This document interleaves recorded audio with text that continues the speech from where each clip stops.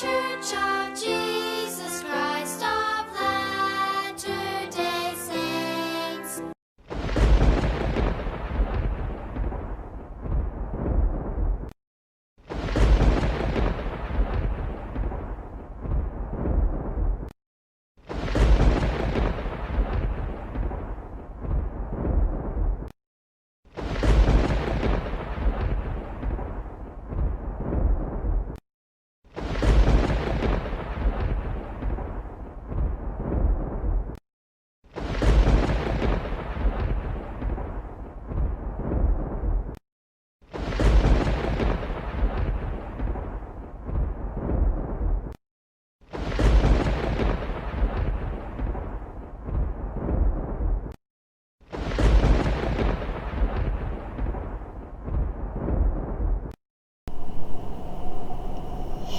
Travis Wayne Goodsell. As I've been going over the news from yesterday, we hit 30,000 for the Dow. At the same time that many millions are unemployed and seeking food assistance, and not getting any government help anymore. Yeah.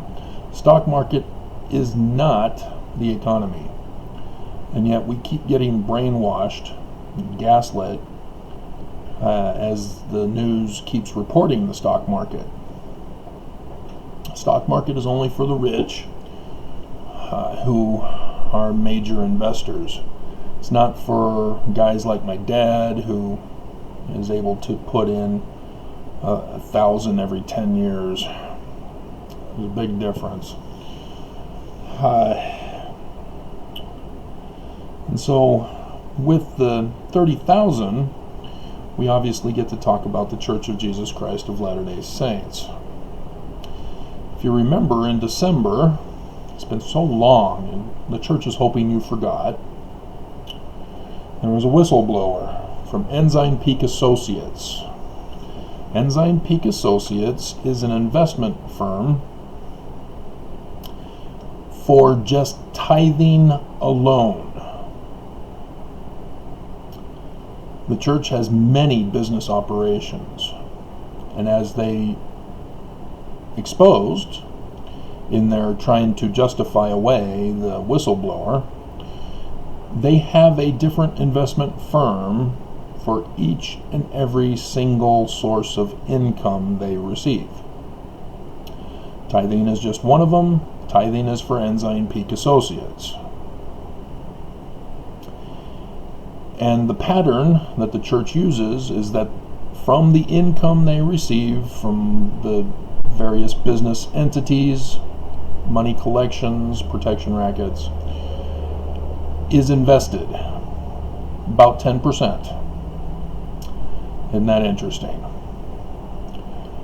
And the rest of it is used for the operations of the particular business. So for tithing, they take 10% out. The rest is used for the upkeep of the temples, churches, publications of Book of Mormon, etc. Even though Malachi says it was supposed to be used for bishop storehouses, for taking care of the poor. They sort of missed that as they keep using Malachi's scripture to justify our payment of tithing rather than fast offerings. They sort of confuse us, gaslight us, deceive us. But Ensign Peak Associates, the whistleblower revealed that there's 100 billion collecting 7% interest annually. So every year, $7 billion to the 100 billion gets added. And of course, 10% or 7% from the 7 billion from the previous year, etc., etc. There was also found out by Business Marketplace, now Business Insider, or something like that. And they changed the name after everybody came flooding to their site, which you now have to turn off your ad blocker so that they can advertise to you. There's a car advertisement at the top and investment sales on the side. As I looked this morning, I recorded an over 8 minute video just scrolling down. I pause for a couple seconds, scroll down, pause for a couple seconds, scroll down, pause for a couple seconds, scroll down, and I'd occasionally highlight certain key things for you. Yesterday's news with the 30K on the Dow highlighted 3 main companies that profited the most, who have received extra investments into their companies: Apple, Amazon, and Tesla, all 3 of which the church, through Ensign Peak Associates, invests in. You must also understand they have other investment companies who also do the exact same thing that Ensign Peak Associates does. They have a portfolio and they have the investment from the particular business entity, which gains interest but is not invested in the stock market. The 40 billion portfolio is the investment list on there. And so I also highlighted other key things like Google, which is why YouTube is now owned by Google, is controlled by the Church of Jesus Christ of Latter-day Saints. They are a major investor in Google and in Microsoft and in sites. Facebook I highlighted, and other social media sites, websites, GoDaddy, Weebly, and Wix, all invested in by the church. Squarespace, or Square Inc., which took over Weebly. All these are invested by the church. When you are an investor, a big investor, not putting $100 down, but thousands upon tens of thousands upon hundreds of thousands, they listen to you. Now what you see is only from Ensign Peak Associates. Times that by a dozen, and they have most likely the same types of investments. And so each investment invests a different amount of money into the same types of organizations, so that it's coming from different sources. And so yes, the church got money. I wonder how. Let's go back to the beginning of coronavirus. After the church got exposed for their investments, then we had a coronavirus. Isn't that coincidental? And now everybody forgets about the whistleblower and the financial scandal with tithing. The church got served with a lawsuit. I wonder who. On February 27th, he finally figured out how to do a waiver of summons, because the judge was refusing to have the U.S. Marshals deliver it as required by law. And after February 7th, Governor Herbert's preparations for coronavirus were not implemented. He just, screw it all. We're going to hire fake testers. We're going to fire key people who complain that I'm fudging the numbers and I'm holding back data, etc., etc. 800,000 in hydroxychloroquine with his signature. I don't know who did this. We're going to hire a group of people to investigate, and we'll get back to you. But Yeah. The church was a part of the stock market crash. They were pulling out their investments, along with others who panicked as well. Now the news was saying, oh, it's because of coronavirus, la la la, because that one lady leaked, and Trump's mad, he didn't want her to tell, and blah blah blah. No. It's going to happen regardless. Because the church, like I told you guys back then, they're showing evidence of wanting to flee or preparing to flee as an ulterior option, a plan B, C, D option.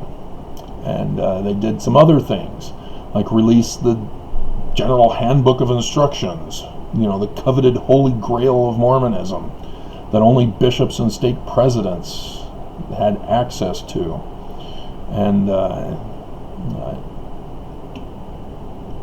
And those of us who worked at the distribution center warehouse, but we could only read it, we couldn't take it home with us.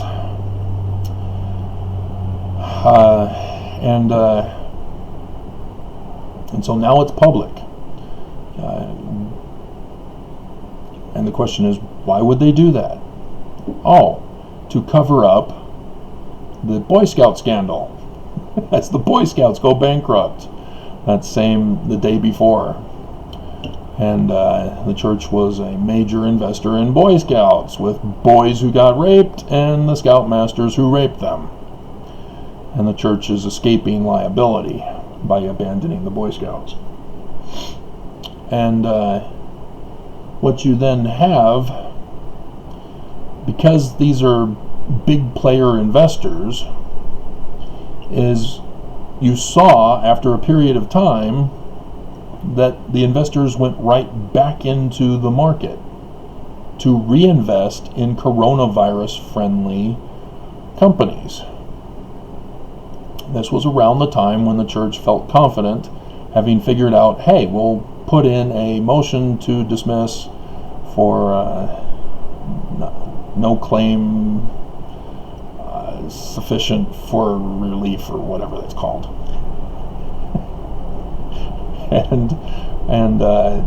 And they've stuck to that plan as that case was resolved, even though they sent death threats and attempted murder plots against this so-called plaintiff who filed a lawsuit against the church. And so now we're seeing that the stock market is getting a huge influx from investors as Trump loses. Isn't that interesting? Now that Trump has lost, everybody's putting in a whole ton of money to increase the stock value. Now again, the only people who make money are the big corporations who put in the big dollars into the investment company. And so if Apple decides, we quit, the investors lose their money. They're not going to be happy. Some fingers are going to be broken. Some legs might be smashed. Some kneecaps might get smashed with a baseball bat. Yes, because it's all part of the protection racket. It's all a scam, financial scam, to have the big boys make money. And so you're not likely to see Apple, Amazon, or Tesla go bust anytime soon, let alone at all, as long as investors and the company have that mutual quid pro quo with each other. It's not likely to happen. The thing with it is the companies don't trickle down the money to the employees, let alone the customers. And as a result, we have an increase in poverty due to the coronavirus, as Herbert, Trump, the church all opened up businesses and are refusing to shut down even though we're deep in red. And we're supposed to be locked down when we enter into red, but nobody's locking down because they claim we don't want to stop the economy. We don't want to hurt the economy. And they don't tell you that the economy is more important than human life. And so as a result, they then order mask mandates, that they demand that you be safe by wearing a mask and socially distancing.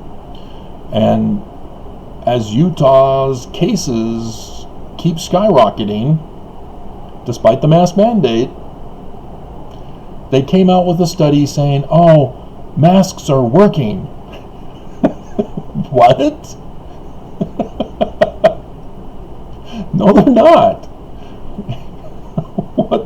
What the hell? And I saw it on Chris Hayes' show last night. Oh, Utah has had a study that showed that masks work.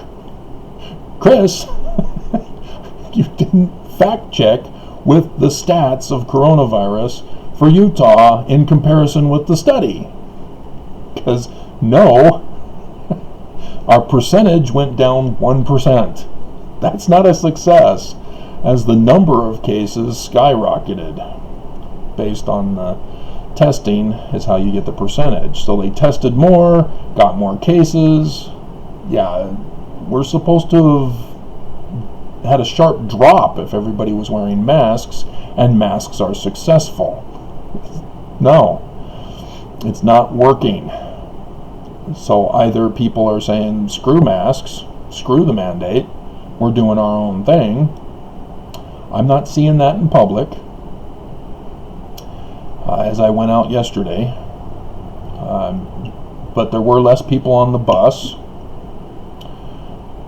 That was noticeable. But the grocery store was still its regular packed self, and got to see Jessica. But what the church is doing now is putting in the money that they received from continuous tithes, the fast offerings that Mormons are being suckered into giving them, as well as I'm sure there are other investments that they've received through their other LLC corporations that they don't get to report because they don't have to because of the 2017 tax bill, thanks to Orrin Hatch, where Max Roth from Fox 13 News Utah reported in that May, after conference when Nelson took over, that the church had started up more investment companies that had received $32 billion right before conference, the beginning of that year. And so as you hear from that conference that Nelson had been making arrangements with Russia to have a temple in Russia, you know exactly where that money came from. And they put it directly into the stock market back then. And so the church is laundering money. That's why I highlighted at the end Deutsche Bank, the international hub for money laundering for all the big wigs, whether national crime leaders, presidents, dictators, or your big crime boss families. Trump being one of those too, as he's been desperately trying to keep that information secret. But I think they had to give it up, and they were willing to give it up, as last I heard. But we haven't heard much yet. They're waiting for Trump to leave office first. So, big news if Trump doesn't declare war in the Middle East, having sent bombers, and Netanyahu and bin Salman had their secret meeting, as it's no longer a secret, as the news found out about it. But yeah, something's up, something's going down pretty dang quick. And that's another reason why you inject a whole bunch of investment money into the stock market, is because you know something is about to happen in a certain time frame, and so you're puffing up your money right before the fall, as don't be surprised, we're going to have a stock market sell-off. Who knows when? Before January 20th, that's for sure. But like I told you guys, and as the news is reporting, Trump is destroying America and giving it away to loyalist companies, the big bank or the big corps, etc. So this is all part of that. Trump is also helping to funnel money to them, and thus they're investing it into the stock market as part of this. And so if you don't understand, if Ensign Peak Associates has 150 billion, and you times that by just 10 other, or 9 other, so that's 10. No, it'd have to be 10. 10 other investment companies, and there's more than 10. There's at least 2 dozen. And so you times it by 10, you add another 0 to 150 billion, and that's 1 trillion 500 or billion. Isn't that right?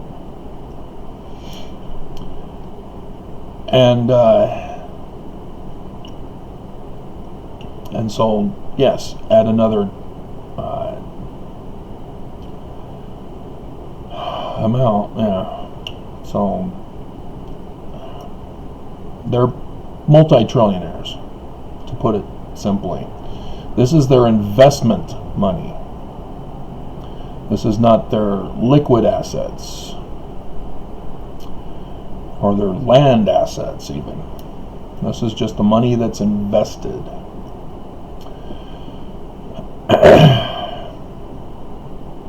And this is what they're keeping a secret, because no other firm, no other company knows the finances of the others. Only the apostles and the presidency, all the prophets, are the only ones who know the full value of the church, as they have their financial meeting, or part of their meeting.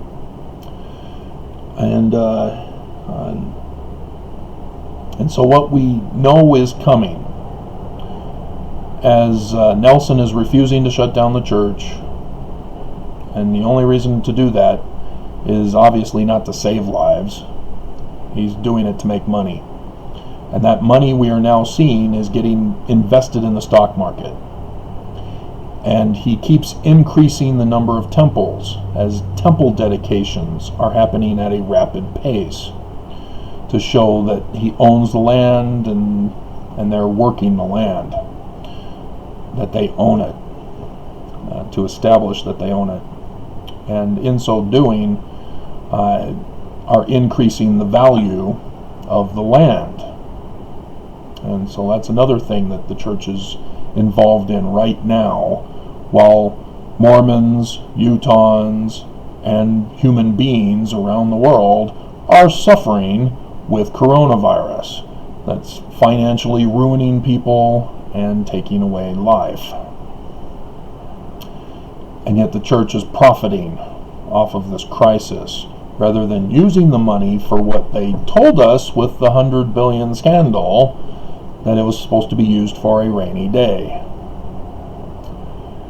Well, apparently a coronavirus pandemic is not a rainy day, because the church isn't suffering, is it? It's not raining for the church. Neither is it raining for Utah. Utah has a 1 billion in savings.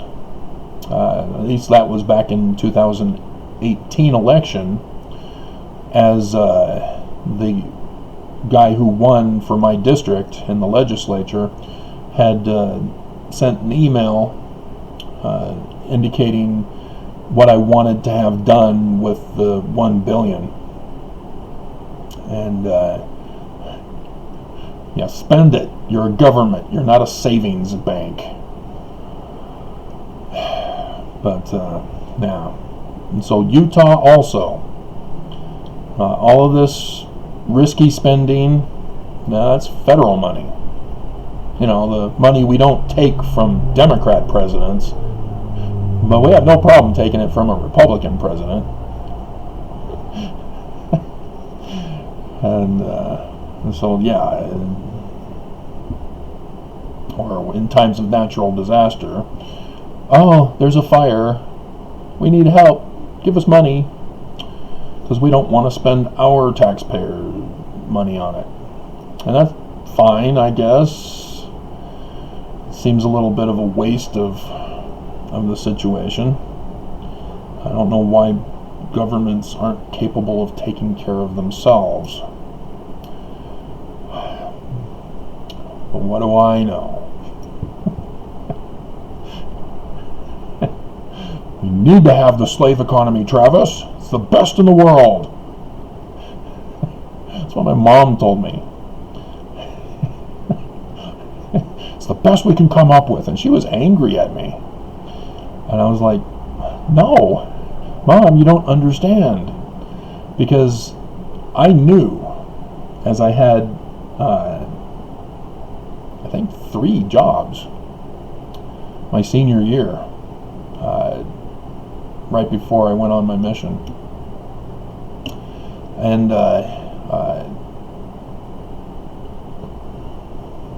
none of it went for my mission. It all went to Metallica albums and McDonald's and scratch card gambling tickets, which I found out that I only won about $20 out of spending $100. That was just a rough estimate because I didn't keep track of it. I was just thinking in retrospect. So yeah, $20 spending $100. That's the whole thing with gambling. But the stock market isn't gambling. I'd say an extortion racket, protection racket. And so here's my prediction. The church is going to be making a withdrawal along with other big investor companies fairly soon, before January 20th.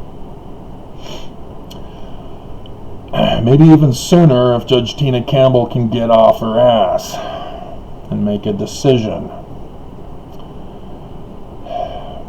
But we'll see. But wouldn't it be nice